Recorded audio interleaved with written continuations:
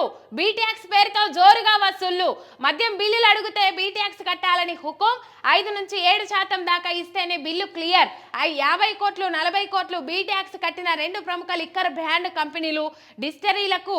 6 నెలలుగా ఆగిన బిల్లులు కమిషన్ ఇయ్యని కంపెనీలపై కమర్షియల్ ట్యాక్స్ నజర్ గత నెలలో 2-3 డిస్టరీల్లో సోదాలు బీట్యాక్స్ కట్టకపోవడం వల్లేననే ఆరోపణలు లబోదిబ్బోమంటున్న మద్యం వ్యాపారులు కాంగ్రెస్ సర్కార్లో కమిషన్లు ఎక్కువయ్యాని గగ్గోలు ఇలా చేస్తారని అనుకోలేదంటున్న పరిశ్రమ వర్గాలు ఇది పరిస్థితి మొత్తం మీద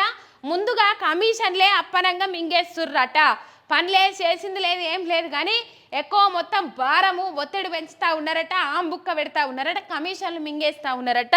ఇది పరిస్థితి మద్యం బిల్లులు అడిగితే బీట్యాక్స్ కట్టాలని హుకుం మద్యం బిల్లులు ఏవి రాలేవని అడిగితే బీట్యాక్స్ కంపల్సరీ కట్టాలని ఆదేశాలు జారీ చేస్తా ఉన్నారట ఇది పరిశ్రమ వర్గాలు వెల్లడిస్తున్న ముచ్చట పాపం ఎవరు ఎట్లా బతికేదందుకు కనబడతలేదు ఇంతకుముందు రైతులని ఆగం చేసిరని అనుకున్నాం కానీ ఇప్పుడు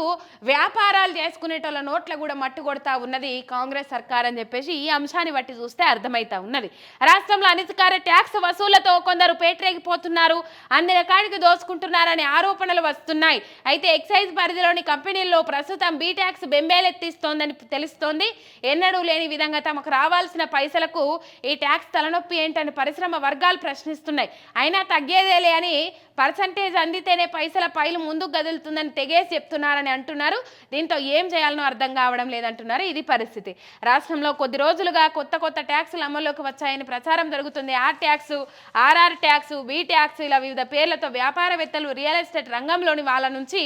వసూలు జరుగుతున్నాయనే ఆరోపణలు వస్తున్నాయి ఈ నేపథ్యంలో కీలక విషయం బయటకు వచ్చింది ఎక్సైజ్ శాఖలో బి ట్యాక్స్ వసూళ్లు దారుణంగా ఉన్నాయని ఆ రంగంలోని వాళ్ళు ఆవేదన వ్యక్తం చేస్తున్నారు కాంగ్రెస్ ప్రభుత్వం వచ్చాక తమ కొత్త తలనొప్పి వచ్చిందని అంటున్నారు తమకు రావాల్సిన డబ్బులకు కూడా పర్సంటేజీలు వసూలు చేస్తున్నారని చెప్తున్నారు మొత్తం మీద ఇది పరిస్థితి